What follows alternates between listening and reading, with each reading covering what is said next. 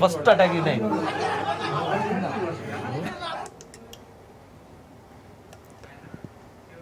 మేడ్చల్ జిల్లా Medipalli police station పరిధిలోని ఫిర్షాద్గూడలో ఉన్న చింతపండు నవీన్ అలియాస్ తిన్వర్ మలనకు సంబంధించిన కార్యాలయంపై జాగృతి కార్యకర్తలు దాడి చేశారు. ఫర్నిచర్, కంప్యూటర్లను ధ్వంసం చేశారు. వెంటనే అప్రమత్తమైన మలన ఆఫీస్ సిబ్బంది వారితో వాదించారు. అది కాస్త ముద్రడంతో సిబ్బంది పైన దాడికి పాల్పడ్డారు. ఆ సమయంలో ఆఫీసులోనే ఉన్న ఎమ్మెల్సీ మల్లన గన్మెన్లు గాల్లోకి 5 రౌండ్ల కాల్పులు జరిపారు. పోలీసులు ఘటస్థలానికి చేరుకుని కార్యాలయాన్ని పరిశీలించారు.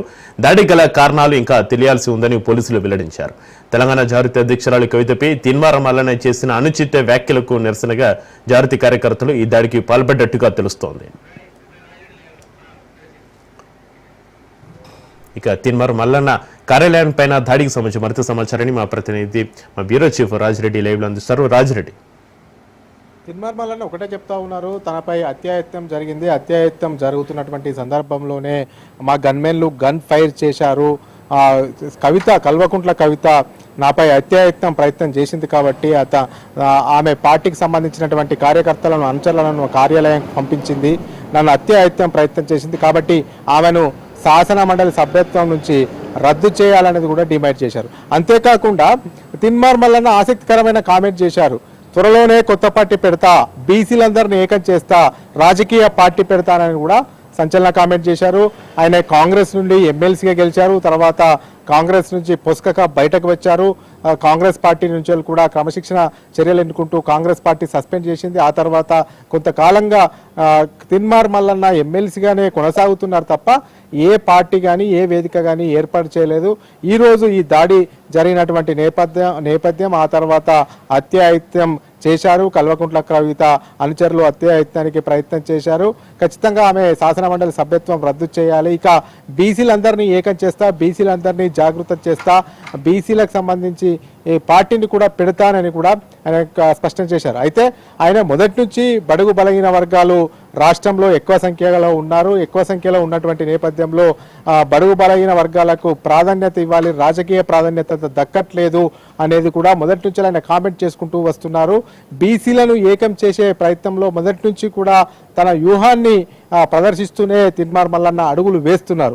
అందులో భాగంగా ఈరోజు ఏకంగా కొత్త రాజకీయ పార్టీ పెడతాను, బీసీలందరినీ జాగృతం చేస్తాననేది కూడా స్పష్టం చేశారు. ఈ యొక్క నేపథ్యంలో ఈ దాడి అంటే మొత్తానికి చూసుకున్నట్టయితే ఈ దాడి కల్వకుంట్ల కవిత పైన అనుచిత వ్యాఖ్యలు చేసినందుకు జాగృతి కార్యకర్తలు వెళ్లారు.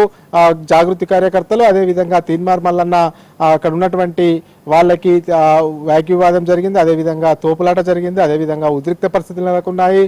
ఇక అదుపు తప్పిపోతుంది, చేజారిపోతుంది. జాగృతి కార్యకర్తలు పెద్ద ఎత్తున తిన్మార్ మల్లన్న ఆఫీస్కు వచ్చారని గ్రహించినటువంటి గన్మెన్లు ఇక ఎమ్మెల్సీగా ఉన్నటువంటి తిన్మార్ మల్లన్నను కాపాడుకునే ప్రయత్నంలో గన్ ఫైర్ చేశారు, గాల్లోకి కాల్పులు జరిపారు. అంతేకాకుండా కార్యకర్తల పైన కూడా కాల్పులు జరిపారు. ఎందుకంటే చెల్లా చెదురు చేసే ప్రయత్నం గన్మెన్లు చేశారు. వాళ్ళ విధిని వాళ్ళు నిర్వర్తించారు.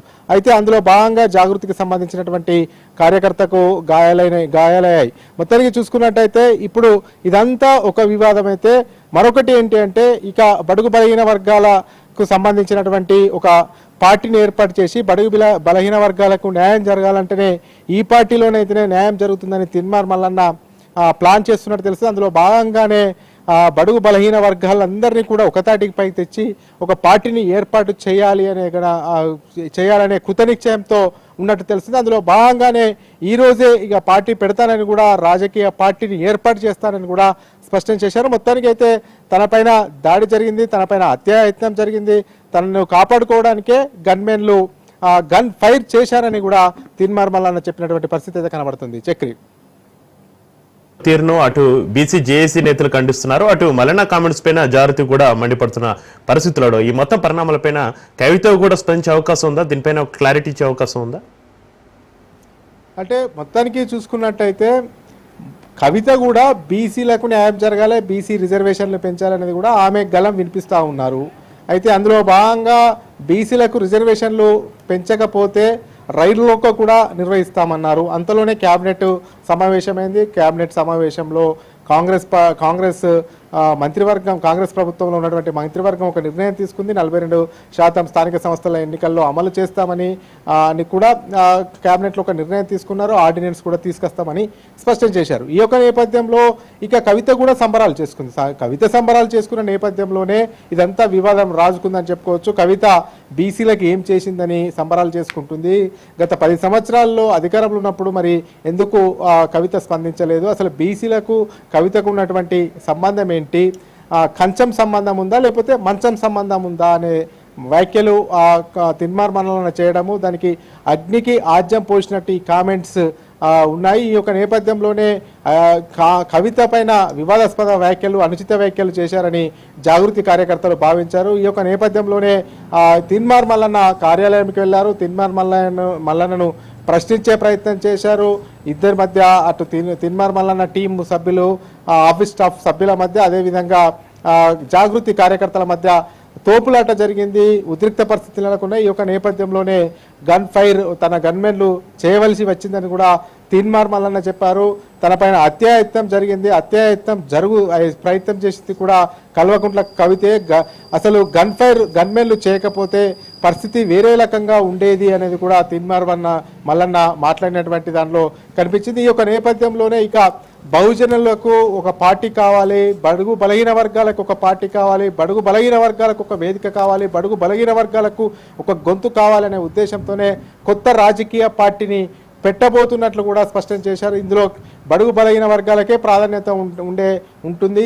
ఆ యొక్క ఉద్దేశంతోనే కొత్త పార్టీని ఏర్పాటు చేయబోతున్నారు. పూర్తిగా బడుగు బలహీన వర్గాలు, అణగిన వర్గాలకే అందులో అవకాశం కల్పించే అవకాశాలు ఉన్నాయి. బీసీలందరినీ కూడా ఏకం చేస్తాను, బీసీలందరినీ కూడా ఒక వేదిక మీదకి తీసుకొస్తాను అనేది కూడా ఆయన స్పష్టం చేశారు. కొత్త రాజకీయ పార్టీ వైపు తిన్మార్ మల్లన్న ఇప్పుడు అడుగులు వేస్తున్నారని చెప్పుకోవచ్చు. Right, thank you Rajireddy.